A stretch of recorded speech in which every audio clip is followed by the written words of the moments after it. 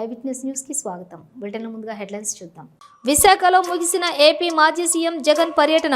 కేజీహెచ్లో చికిత్స పొందుతున్న విద్యార్థులను పరామర్శించిన జగన్.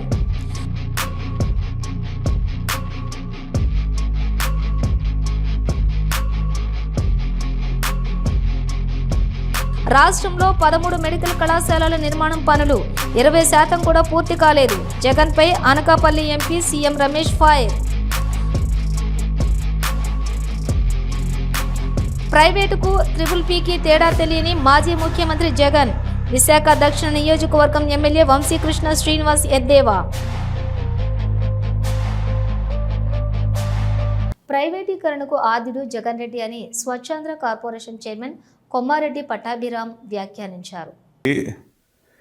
అక్కడ ఉన్నటువంటి మొండి గోడలు, ముళ్ళ చెట్లు, పిచ్చి మొక్కలన్నీ కూడా చూసి ఆహా ఓహో అని చెప్పి ఆయనే సర్టిఫికెట్లు ఇచ్చుకుని వచ్చినటువంటి సందర్భం మనందరం చూసాం. ఆయన ఈ మధ్య పదే చెప్తా ఉన్నాడు కదా, ఆగి చూసి ఆహా అనాలంట. నిన్న కూడా చాలా అద్భుతంగా అక్కడ ఉన్నటువంటి మొండి గోడలు, స్లాబులు లేనటువంటి బిల్డింగులు, పిచ్చి మొక్కలన్నీ కూడా చూపించి చాలా అద్భుతంగా ఆయనే ప్రశంసించుకుని నానా రకాలుగా అనరాని మాటలన్నీ కూడా అని బురదల్లే కార్యక్రమాన్ని కొనసాగించి రావటం జరిగింది. నిన్న ఆయన ప్రత్యేకించి జీవోల గురించి మాట్లాడుతూ ఉన్నాడు. చేతిలో ఏదో 1-2 జీవోలు పట్టుకుని, ఇదిగో నేను జీవో ఇచ్చా, ఇదిగో జీవో, ఈ జీవోలో అది ఉంది ఇది ఉంది అని చెప్పి జీవోల గురించి మాట్లాడుతూ ఉన్నాడు. సాధారణంగా ఎప్పుడు కూడా ఏదో జీవో కాగితాలో లేదంటే ఇంకొక రకమైనటువంటి పత్రాలు పట్టుకుని మాట్లాడే అలవాటు మనోడికి లేదు. ఎవడో రాసిచ్చినటువంటి స్క్రిప్ట్ చదవటం తప్పితే సాధారణంగా జీవో కాపీ పట్టుకొని నన్ను పట్టుకున్నాడు. మంచిదే, మేము కూడా అదే కోరుకుంటా ఉన్నాం. జగన్మోహన్ రెడ్డి ఇచ్చినటువంటి జీవోల గురించే మాట్లాడాలని కోరుకుంటా ఉన్నాం. ఎందుకంటే గతంలో ఆయన ముఖ్యమంత్రిగా ఉన్నప్పుడు మెడికల్ కాలేజీల్లో, ప్రభుత్వ మెడికల్ కళాశాలల్లో సెల్ఫ్ సస్టైనబుల్ మోడల్ అనేది ఒకటి తీసుకొచ్చి మేనేజ్మెంట్ కోటాని ప్రారంభించి ఆ రకమైనటువంటి జీవో తీసుకొచ్చినటువంటి ఘనత ఆయనదే. కాబట్టి ఇవాళ ఆ జీవో గురించే మాట్లాడుకుందాం. ఇవాళ ఈ రోజున మీ ముందు మేము చూపిస్తున్నటువంటి జీవో ఏదైతే ఉందో, GO number 108, GO number 108 dated 19/7/2023. అయ్యా జగన్మోహన్ రెడ్డి గారు, మీ లైన్లోనే మాట్లాడుకుందాం సార్. జీవోల గురించే మాట్లాడుకుందాం. ఇవాళ ఈ జీవో తమరే కదా ఇచ్చింది. నిన్నేదో గాలిలో ఊపుతా ఉన్నారు ఆ జీవో ఈ జీవో అని చెప్పి. ఈ జీవోని కూడా చూపించండి సార్. ఈ జీవో గురించి కూడా మాట్లాడండి. 19/7/2023 రాష్ట్రానికి ముఖ్యమంత్రి మీరే. జీవో నెంబర్ 108 ఇచ్చింది మీరే. ఈ జీవోలో ఏముందో కూడా ఒకసారి చూద్దాం. ఈ జీవో ప్రకారం చాలా స్పష్టంగా the government have issued orders categorizing the seats in the government medical colleges. రాష్ట్రంలో ఎవరు ఎలా చనిపోయినా నకిలీ మద్యం తాగి చనిపోయారని తన పత్రికలో సోషల్ మీడియాలో తప్పుడు ప్రచారం చేయిస్తున్నాడు జగన్ అని అన్నారు మంత్రి Kollu Ravindra. Sakshi news paper 8/10/2020 death of Palepu Koteswararao. ఇలాంటివి ఆ నాయకులు ఇక్కడ ఏ కారణాలతో చనిపోయారు అవన్నీ కూడా ఆలోచన చేయకుండా ఇది లిక్కర్ స్పూరియస్ లిక్కర్ తాగడం వల్ల చనిపోయారని చెప్పి తప్పుడు కథనాలు న్యూస్ పేపర్ లో రాయటం, సోషల్ మీడియాలో స్ప్రెడ్ చేయటం. అనంతపురం జిల్లాలో గుంతకల్లులో, కలిగిరి మండలం ఇక్కడ కూడా హరిజన్ వినయ్ పెద్దన్న అంటారు, అతనిది అదొక కేసు. అలాగే నెల్లూరు జిల్లా ఇక్కడ కూడా కలిగిరి మండలంలో నెల్లూరు జిల్లా ఇక్కడ కూడా ఒక అతన్ని చనిపోయారని చెప్పి అదొక తప్పుడు ప్రచారం. అట్లాగే ఇది మొలకల చెరువు అన్నమయ్య జిల్లా ఇక్కడ కూడా వెంకటరామప్ప ఇది కూడా సోషల్ మీడియాలో పేపర్లో మీరు స్ప్రెడ్ చేస్తాం. ప్రభుత్వం ఎంత నిబద్ధతతో ఉందనే దానికి ఇవన్నీ కూడా ఎఫ్ఐఆర్ కట్టాం. మీరు తప్పుడు కథనాలు తప్పుడు వార్తలు రాసినా నిజాలు నీకు తెలుస్తాం. ఇందుట్లో ఇలాంటి పాత్రలు ఉన్నాయంటే, స్పూరియస్ లిక్కర్ పాత్ర ఉందంటే డెఫినెట్ గా సంబంధిత ఎవరైతే ఇన్వాల్వ్ అయ్యారో వాళ్ళందరి మీద కూడా చర్యలు తీసుకోవడం జరుగుతుంది. ఇవాళ ఇలాంటివి తప్పుడు కథనాలు తప్పుడు వార్తలు రాస్తే మటుకి ప్రభుత్వం కూడా సీరియస్ గా ఉంటది. ఎవరైతే ఇలాంటి స్ప్రెడ్ చేస్తా ఉన్నారో వాళ్ళకి తప్పకుండా డిపార్ట్మెంట్ పరంగా మేము అడుగుతాం. వాళ్ళని మీకున్నటువంటి ఆధారాలు ఏంటో చూపించమని మేము అడుగుతాం. ప్రభుత్వం ఆధారాలు చూపించిన ఎడల వాళ్ళ మీద డెఫినెట్ గా ఐపీసీ సెక్షన్ 353 ప్రకారం అది ప్రింట్ అవ్వచ్చు, ఎలక్ట్రానిక్ మీడియా అవ్వచ్చు, బిఎన్ఎస్ 353 ప్రకారం ప్రజల్ని తప్పుదారి పట్టించి అల్లర్లు సృష్టించడానికి ప్రయత్నం చేసిన దాని కింద విచారణ ఎదుర్కోవడానికి సిద్ధంగా ఉండాలి. అలాగే 356 ప్రభుత్వాన్ని ప్రతిష్టని ఇబ్బంది పెట్టే పరిస్థితి చేయడానికి చేస్తున్నారు కాబట్టి దాని మీద కూడా 356 కూడా మేము సెక్షన్స్ ఉన్నాయి. ఇంకా అదర్ సెక్షన్స్ కూడా చాలా ఉన్నాయి. తప్పుడు కథనాలు, తప్పుడు వార్తలు రాసే మటుకి ఎక్కడా కూడా ఉపేక్షించే సమస్య లేదు. అది సోషల్ మీడియా అవ్వచ్చు, ప్రింట్ మీడియా అవ్వచ్చు, ఎలక్ట్రానిక్ మీడియా అవ్వచ్చు. ఒక ఉద్దేశపూర్వకంగా ఆ ప్రాంతాల్లో రెచ్చగొట్టే కార్యక్రమాలకు చేస్తే మటుకి ఎవరిని ఎట్టి పరిస్థితుల్లో ఉపేక్షించే సమస్య లేదని కూడా తెలియజేస్తాం. సచివాలయంలో ముఖ్యమంత్రి చంద్రబాబు నాయుడు అధ్యక్షతన కేబినెట్ భేటీ అయింది. ఈ భేటీకి సీఎస్, మంత్రులు, అధికారులు హాజరయ్యారు.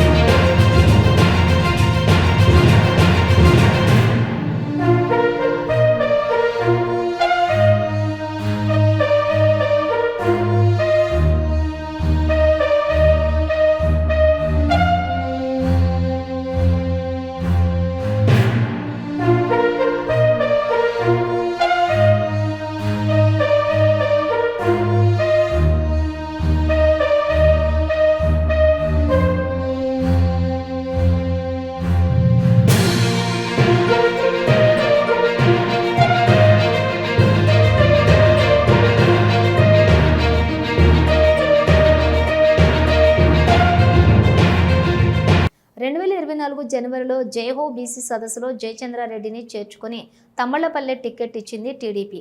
ఆయన ఎన్నికలకు ఇచ్చిన అఫిడవిట్లోనే ఆఫ్రికాలో ఇండస్ట్రీలలో వాటా ఉన్నట్లు ప్రకటించారు అని అన్నారు కృష్ణా జిల్లా వైఎస్ఆర్సీపీ అధ్యక్షులు పేర్ని నాని. అడెవడకం అంట జగన్మోహన్ రెడ్డి గారు ఉండగా మైన్స్ పర్మిషన్ ఇచ్చారంట. కాబట్టి దేవిరింటి రవి అనే అతనికి దేవిరింటి రామకృష్ణారెడ్డి ఇద్దరు రెడ్లు కాబట్టి వాళ్ళకి జగన్మోహన్ రెడ్డి గారి గవర్నమెంట్లో మైనింగ్ లైసెన్స్ వచ్చింది కాబట్టి వాళ్ళు జయచంద్రారెడ్డికి బాగా దగ్గర కాబట్టి సో ఈ డబ్బులన్నీ జగన్కి వెళ్ళిపోయినాయి అంట. ఈ జయచంద్రారెడ్డి ఎవరు? సిగ్గులేదా మిమ్మల్ని అడుగుతున్నా, ఎవరు ఈ జయచంద్రారెడ్డి? 2004 ఏప్రిల్లో 2024 ఏప్రిల్లో ఆ జయచంద్రారెడ్డిని మీరు అసలు గొప్ప చూడండి. అదేమో జైహో బీసీ సదస్సు అంట, పెట్టిందేమో తెలుగుదేశం పార్టీ జైహో బీసీ సదస్సు. ఆ డయాస్ మీద చేర్చుకున్నారు ఎవరయ్యా అంటే జయచంద్రారెడ్డిని పార్టీలో చేర్చుకున్నారు. జైహో బీసీ సదస్సు, ఆ డయాస్ మీదేమో జైహో రెడ్డి, ఈ జయచంద్రారెడ్డిని చేర్చుకుంటారు. చేర్చుకుని ఏప్రిల్లో జనవరిలోనే ఎప్పుడు 2 నెలల ముందు చేర్చుకుంటారు. చేర్చుకుని వెంటనే టికెట్ ఇస్తారు, తంబళ్లపల్లి టికెట్ ఇస్తారు. తంబళ్లపల్లి టికెట్ ఇచ్చి ఇదిగో అతను రాశాడు, నేను తెలుగుదేశం, ఇది అఫిడవిట్, ఇది election affidavit.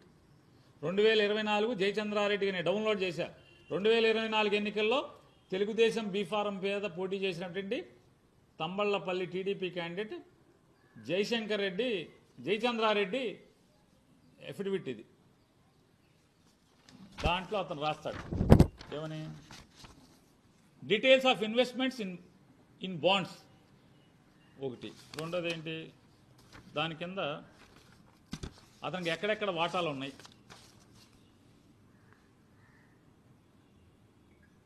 Messrs KGR education LLP India దాంట్లో వాటా ఉందంట.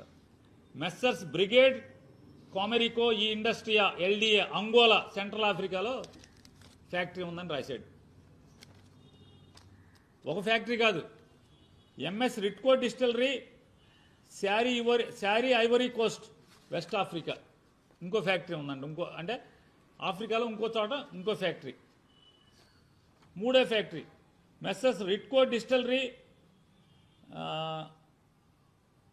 బుకారినో శారిల్ బుకారినో ఫాసో వెస్ట్ ఆఫ్రికా. ఇక్కడ ఒక లిక్కర్ ఫ్యాక్టరీ, ఇంకో liquor factory messrs Ritco distillery శారిల్ క్యామరూన్ సెంట్రల్ ఆఫ్రికా. ఒకటి మెడికల్ కాలేజ్ అనే పేరుతో జగన్ ఒక పర్యటన చేసి ఉత్తరాంధ్రపై ప్రేమ ఉన్నట్టు నటిస్తూ పచ్చి అబద్ధాలు మాట్లాడారని టీడీపీ నేత చింతకాయల విజయ్ అన్నారు.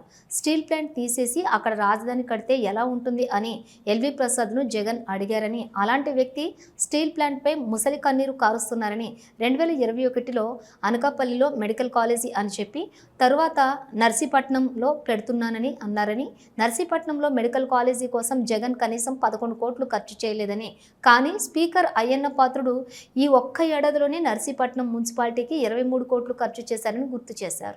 ప్రైవేటైజేషన్ అయిపోతుంది. ప్రైవేటైజేషన్ ప్రీపీపీ మోడ్లోని పబ్లిక్ ప్రైవేట్ పార్ట్నర్షిప్లోని పబ్లిక్ అనేది గవర్నమెంటే కదా.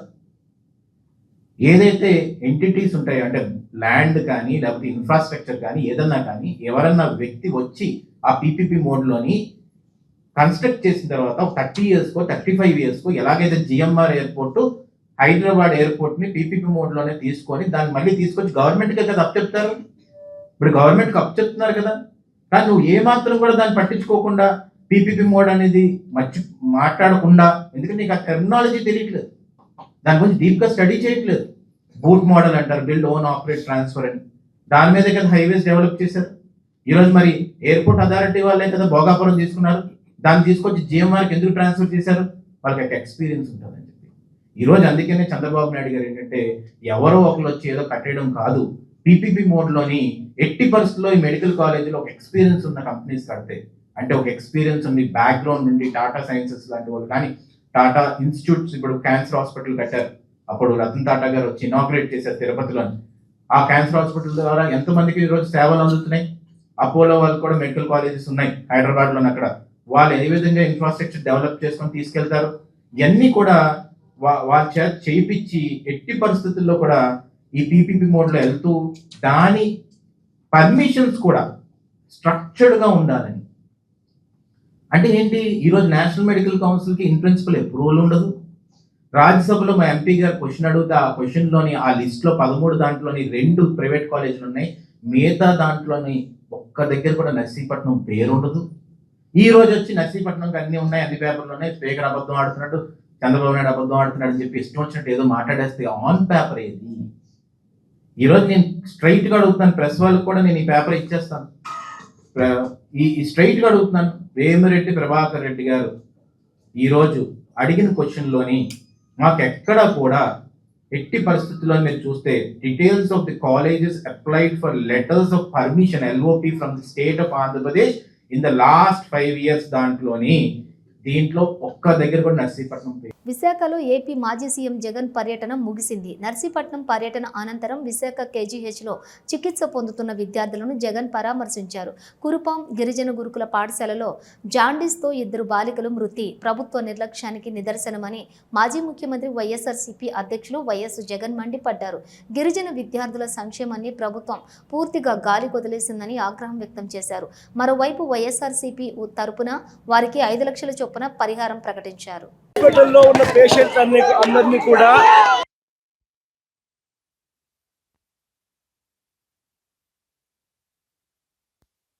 ఇద్దరు పేషెంట్లు కాదు, ఈరోజు హాస్పిటల్లో ఉన్న పేషెంట్లు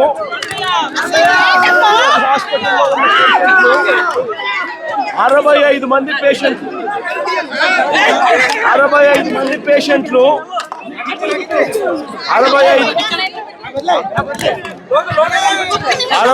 మంది పేషెంట్లు ఒకే స్కూల్ నుంచి 65 మంది పేషెంట్లు ఒకే స్కూల్ నుంచి KGHకి వచ్చినారు. KGH అంటే 200 కిలోమీటర్ల దూరం నుంచి కురుపం నుంచి KGHకి వచ్చినారు అని అంటే కేసెస్ ఎంత సీరియస్గా ఉంటే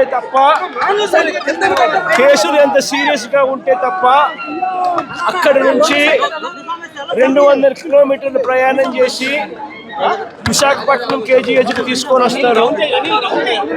65 కేసులు, 65 మంది పిల్లలు, అంత చిన్న పిల్లలు, 5వ తరగతి పిల్లలు, 6వ తరగతి పిల్లలు, 7వ తరగతి పిల్లలు, చిన్న పిల్లలు 65 మంది జాండీస్ వచ్చి ఇక్కడ చేరారు. జాండీస్ వచ్చి ఇక్కడ చేరే. రాష్ట్రంలో 13 మెడికల్ కళాశాలల నిర్మాణ పనులు 20% కూడా పూర్తి కాలేదని అనకాపల్లి ఎంపీ సీఎం రమేష్ అన్నారు. కూటమి ప్రభుత్వం ఎన్నికలు ఇచ్చిన హామీలను పూర్తి చేయలేదని జగన్ భావించాడని పేర్కొన్నారు. ట్రిపుల్ విధానం కొత్తదేమీ కాదని 2014 నుంచి 19 టీడీపీ ప్రభుత్వంలో చిత్తూరు ప్రభుత్వ ఆసుపత్రి మెడికల్ కాలేజీ అభివృద్ధి కోసం ట్రిపుల్ పద్ధతిలో అపోలోకు ఇచ్చారన్నారు. గుజరాత్, ఉత్తరప్రదేశ్లోని ట్రిపుల్ విధానం అందుబాటులో ఉందన్నారు. అమరావతిలో that is a self sustainable project. ఇక్కడ అన్ని కాలేజీలు ఓపెన్ చేయాలి. ఈ పీపీపీ పద్ధతిలో చేసిన దానివల్ల స్టూడెంట్స్కి వచ్చిన నష్టం ఏంటి? మన కాలేజీ రన్ కావాలన్నా అక్కడ విద్యార్థులు పాస్ అయి డాక్టర్ కావాలన్నా లేదు జగన్మోహన్ రెడ్డి చెప్పిన ప్రకారం ఆంధ్రప్రదేశ్ ప్రభుత్వం నడవాలన్నా. నువ్వెందుకు చేయలేదు? నువ్వే కదా స్టార్ట్ చేసావు, నువ్వు కంప్లీట్ చేయాలి కదా. ఇప్పుడు ఈ పీపీపీ పద్ధతిలో రెడీ అయిపోతే స్టూడెంట్స్ బయటకు వస్తే జగన్మోహన్ రెడ్డి బండారంతో బయటపడుతుందనే ఉద్దేశంతో పీపీపీ ఏం సబ్జెక్ట్ లేదు, ఇంకా దేని గురించి అతను చేయాలి. ఇది ఒకటి తీసుకున్నాడు, పప్పులో కాలేసినట్లేదు. వివరంగా అసెంబ్లీలో దీని గురించి చర్చ పెట్టడానికి నీకు ధైర్యం ఉందా? నీకు ఆ నాలెడ్జ్ ఎక్కడ, ఏ సబ్జెక్ట్లో నీకు నాలెడ్జ్ ఉందో చెప్పు. ఇప్పుడు నేను ఇంచేపు మాట్లాడినా ఏ పేపర్ కూడా చూడలే. నువ్వు పేపర్ లేకుండా ఒక 5 నిమిషాలు మాట్లాడు చూద్దాం. నువ్వు పేపర్ చూడకుండా ఒక 5 నిమిషాలు మాట్లాడు. సబ్జెక్ట్ ప్రిపేర్ కావాలా? ఎంతసేపు డబ్బు డబ్బు డబ్బు డబ్బు ఎందుకు? సబ్జెక్ట్ ప్రిపేర్ కావాలా? ప్రజలకు ఏ విధంగా మేలు జరుగుతుందా అనేది తెలుసుకోవాలి. సబ్జెక్ట్ లేదు. ఎవడన్నా ఒక ఆఫీసర్ పోయి బ్రీఫ్ చేసే అంత ఉందా అండి జగన్మోహన్ రెడ్డికి? గుండె మీద చేసుకొని చెప్పానండి, ఏ ఆఫీసరు నేను పోయి ఈ సబ్జెక్ట్ బ్రీఫ్ చేశాను, ఇది పరిస్థితి అని చెప్పేసి ఎవరు బ్రీఫ్ చేయాలి ఆయనకి? మన సజ్జల రామకృష్ణారెడ్డి, లేకుంటే బొత్స సత్యనారాయణ, లేదంటే అంతకుముందు మిథున్ రెడ్డి, విజయసాయిరెడ్డి, ఇంకా ఈ సుబ్బారెడ్డి, వీళ్ళు తప్పితే ఎవరన్నా ఒక మేధావి కానీ, ఒక ఆఫీసర్లు కానీ, లేకుంటే సబ్జెక్ట్ తెలిసిన వాళ్ళు కానీ, ఒక ప్రొఫెసర్స్ కానీ నీతో కలిసే అవకాశం ఉందా? వైసీపీ అధినేత జగన్మోహన్ రెడ్డికి ప్రైవేటుకు ట్రిపుల్ తేడా తెలియదని, మెడికల్ కాలేజీలు ప్రైవేట్ పరం కావటం లేదని దక్షిణ నియోజకవర్గం ఎమ్మెల్యే వంశీకృష్ణ శ్రీనివాస్ తెలిపారు. రాష్ట్రంలోని 17 మెడికల్ కాలేజీలకు జగన్ ప్రభుత్వం ఎంత ఖర్చు పెట్టిందో తెలపాలని డిమాండ్ చేశారు. ట్రిపుల్ వల్ల నాణ్యమైన వైద్య సేవలు అందుతాయని, పేద విద్యార్థులు చదువుకునేందుకు అవకాశం ఉంటుందన్నారు. 33 సంవత్సరాల తర్వాత యథావిధిగా కాలేజీలు అన్ని ప్రభుత్వం చేతికి వస్తాయన్నారు. రాష్ట్ర ప్రజలు కోరుకునే విధంగా పరిపాలన సాగుతుందని రాష్ట్రం ప్రగతి పదంలో నడుస్తుందని ఎమ్మెల్యే వంశీకృష్ణ శ్రీనివాస్ అన్నారు. ఇలాగ సంవత్సరాల పాటు అలా వదిలేసి ఉండడానికి మాకు కాదన్న విషయాన్ని కూడా మీరు గుర్తుపెట్టుకోవాలి. పీపీపీ మోడ్ అన్నది మనం ఒక రాష్ట్రంలో అవ్వట్లేదు, అన్ని రాష్ట్రాల్లో కూడా ఉన్నాయి. ఒక సిస్టమేటిక్గా జరగడానికి, నిధులు కొరత లేకుండా ఉండడానికి, పేదలకు మెరుగైన వైద్యాన్ని అందించడానికి ఈ పద్ధతి ఉపయోగపడుతుందని చెప్పేసి ఒక మంచి నిర్ణయం తీసుకున్నారు తప్ప ఇది ప్రైవేటు వ్యక్తులకు ఇవ్వడం కానీ లేకపోతే ప్రైవేటు పరం చేయడం కానీ కాదన్న విషయాన్ని కూడా మీరు గుర్తుపెట్టుకోవాలి. సంవత్సరాల పాటు నువ్వు అక్కడ ఉండి ఏం చేసినా ఒక ఆత్మపరిచయం చేసుకోవాలి తప్ప ఏదో నేను అది చేస్తానని చెప్తే 5 సంవత్సరాలు ఏమి పేకలేనాడు ఇప్పుడేం బిగుతారని చెప్పేసి ప్రజలు నవ్వుకుంటా ఉన్నారు. అప్పుడు ఎందుకు గుర్తురాదు ఇవన్నీ? ఈ మీటింగులు ధర్నాలు ఏం చేస్తున్నారు? అప్పుడంతా పవన్ కళ్యాణ్ గారిని విమర్శించడం, చంద్రబాబు నాయుడు గారిని అరెస్టులు చేయడాలు ఈ కార్యక్రమంతో సరిపోయింది. ఇప్పుడేమో తిరిగి మళ్ళీ అదే పద్ధతితో వస్తూ ఉన్నారు. ఇప్పటికైనా మీలో మార్పు రావాలి. ప్రజలకు అనుకూలంగా, ప్రజల అవసరాలకు అనుకూలంగా ప్రజలు గెలిపించారు కాబట్టి వాళ్ళకు అనుకూలంగానే ఉండాలని చెప్పేసి ఈ రాష్ట్ర ప్రజల యొక్క మనోభావాలకు అనుకూలంగానే ఇవాళ పరిపాలన జరుగుతుంది తప్ప నీలాగా ఒక బిజినెస్ చేయలేదు. రాష్ట్రాన్ని అంతా ఒక యూనిట్గా తీసుకొని ఒక పెద్ద బిజినెస్ చేసి వేల కోట్లకి ఇవాళ సంపాదించి ఒక 100 మంది అరెస్ట్కి కారణమయ్యావు. ఎంతోమంది జీవితాలు పాడు చేశారు. ఇంకా అవినీతి గురించి మనం మాట్లాడితే ప్రజలు నవ్వుకునే పరిస్థితి ఉంది. ఇప్పటికైనా కొంత మార్పు రావాలి మీలో అని చెప్పేసి ప్రజలు కోరుకుంటా ఉన్నారు. ఈ అవినీతి అంటే జనాలు నవ్వుకునే పరిస్థితి ఉంది. ఇంకో విషయం చెప్తా ఉన్నారు, ఏదో స్టీల్ ప్లాంట్ గురించి అని. 5 సంవత్సరాల పాటు ఉండి ఒక్కలే వేస్తారని భయపడి ఎవరన్నా స్టీల్ ప్లాంట్ గురించి ఇప్పుడే మాడద్దు అని చెప్పి మళ్ళీ ఇప్పుడు స్టీల్ ప్లాంట్ 5 సంవత్సరాలు అయిపోయి స్టీల్ ప్లాంట్ గురించి మాట్లాడుతున్నారు. అబ్బా, ఎంత ఆశ్చర్యంగా ఉందంటే, మేము ఎప్పుడన్నా స్టీల్ ప్లాంట్ గురించి మాట్లాడితే ఉద్యోగి చెలగం నిర్ణయం మనం ఏం చేయలేమనేవాడు. ఇప్పుడేం మళ్ళీ స్టీల్ ప్లాంట్కి మద్దతు ఇస్తారంటున్నారు. ప్రజలు నిన్ను చూసి నవ్వుకోకపోతే ఏమంటారు చెప్పండి.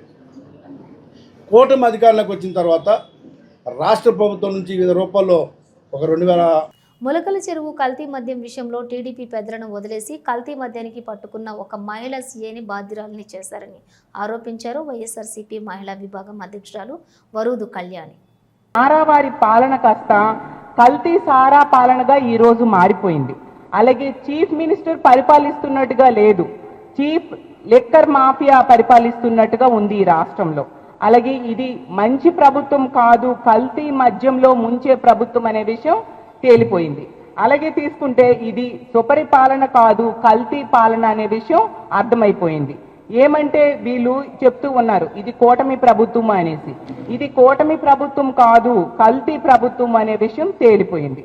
ఇది గుడ్ గవర్నెన్స్ అందించే పాలన అని చెప్తూ ఉంటారు వీళ్ళు, కానీ వీళ్ళు కల్తీ మద్యం అందించే పాలన అనే విషయం తేలిపోయింది. జగనన్న గతంలో మనం చూసాం, నాణ్యమైన విద్యాంధ్రప్రదేశ్గా ఈ రాష్ట్రాన్ని మార్చాలని, అలాగే నాణ్యమైన వైద్యాంధ్రప్రదేశ్గా ఈ రాష్ట్రాన్ని మార్చాలని ఎంతగానో తాపత్రయపడితే, ఇప్పుడు చంద్రబాబు నాయుడు గారు నాసిరకం మధ్యాంధ్రప్రదేశ్గా ఈ ఆంధ్రప్రదేశ్ని మార్చడానికి ప్రయత్నిస్తూ ఉండే పరిస్థితి మనకి స్పష్టంగా కనిపిస్తూ ఉంది. ఎందుకంటే చంద్రబాబు నాయుడు గారు ముఖ్యమంత్రిగా అయిన దగ్గర నుంచి కూడా ఈ మద్యం అమ్మకాలు జోరు పెరిగాయి. మరీ ముఖ్యంగా కల్తీ మద్యం అమ్మకం కోసం అన్ని రకాల ప్రణాళికలు, ఆలోచనలు చంద్రబాబు నాయుడు గారు చేయడం జరిగింది. ఎందుకంటే మొదట ప్రభుత్వము మద్యం అమ్మేది, దాన్ని తీసేసి ప్రైవేటు వ్యక్తులకి అప్పజెప్పడం జరిగింది. అలాగే బెల్ షాప్స్ విచ్చలవిడిగా ఉన్న ఎటువంటి చర్యలు తీసుకొని పరిస్థితి మనం చూసాం. తర్వాత పెర్మిట్ రూమ్స్కి 5 లక్షలు కడితే పెర్మిట్ రూమ్స్ ఇవ్వడానికి పర్మిషన్ ఇవ్వడం జరిగింది. అలాగే బార్స్లో, అలాగే మద్యం షాప్స్లో వాళ్ళ టైమింగ్స్ని, అమ్మే టైమింగ్స్ని మార్చేసి అర్ధరాత్రి వరకు మద్యం అమ్ముకోవడానికి పర్మిషన్స్ ఇవ్వడం జరిగింది. ఇవన్నీ కూడా ఈ కల్తీ మద్యం రానున్న రోజుల్లో వీళ్ళు తయారు చేసి అమ్మడానికి వాటికి సహకరించేట్టుగా వీళ్ళన్నీ కూడా వీళ్ళు డెసిషన్స్ మార్చేస్తూ ప్రజల్ని కల్తీ మద్యానికి బానిస అయ్యేట్టుగా చేయడానికి ప్రణాళికలు రూపొందించుకున్నారు అనే విషయం మనకు స్పష్టంగా అర్థమవుతూ ఉంది. మాట్లాడితే చంద్రబాబు నాయుడు గారు సంపద సృష్టిస్తాం అని చెప్తూ ఉండేవారు. కానీ దాన్ని చూసి ప్రజలందరూ ఏదో అనుకున్నారు గొప్పగా. కానీ ఇలా కల్తీ మద్యంతో కల్తీ సంపద సృష్టిస్తారు అనే విషయం ఇప్పుడు ఈ రాష్ట్ర ప్రజలందరికీ కూడా అర్థమైంది. నిజంగా ఇలాంటి కల్తీ మద్యం స్కామ్ అనేది ఇంత పెద్ద ఎత్తున ఈ రాష్ట్రంలో ఎన్నడూ జరగలేదు. నిజం చెప్పాలంటే ఈ దేశంలో ఉన్న ఏ రాష్ట్రంలో కూడా మనం చూడం. అది ఈ కూటమి ప్రభుత్వం వచ్చాక ఈ తెలుగుదేశం పార్టీ హయాంలోనే మనం చూడడం జరిగింది. ఎంత దారుణం అంటే Telugu Desam party incharge, Thamballapalle incharge, అతను మొన్న తెలుగుదేశం పార్టీ తరఫున పోటీ చేసిన వ్యక్తి జయచంద్రారెడ్డి అనే వ్యక్తి, అతని పిఏ, అలాగే అతని బామ్మర్ది అయిన గిరిధర్ రెడ్డి అనే వ్యక్తి, అలాగే టీడీపీ నేత జనార్దన్ రావు అనే వ్యక్తి, వీళ్ళందరూ కూడా కలిపి ములకల చెరువులో కల్తీ మద్యం ఫ్యాక్టరీనే పెట్టేశారు. ఎంత దారుణం! ఒక కుటీర పరిశ్రమలాగా కల్తీ మద్యం తయారు చేసే ఫ్యాక్టరీని పెట్టేశారు. ఇవి బులెటిన్ విశేషాలు. మరో బులెటిన్తో మళ్ళీ కలుద్దాం. అంతవరకు చూస్తూనే ఉండండి న్యూస్.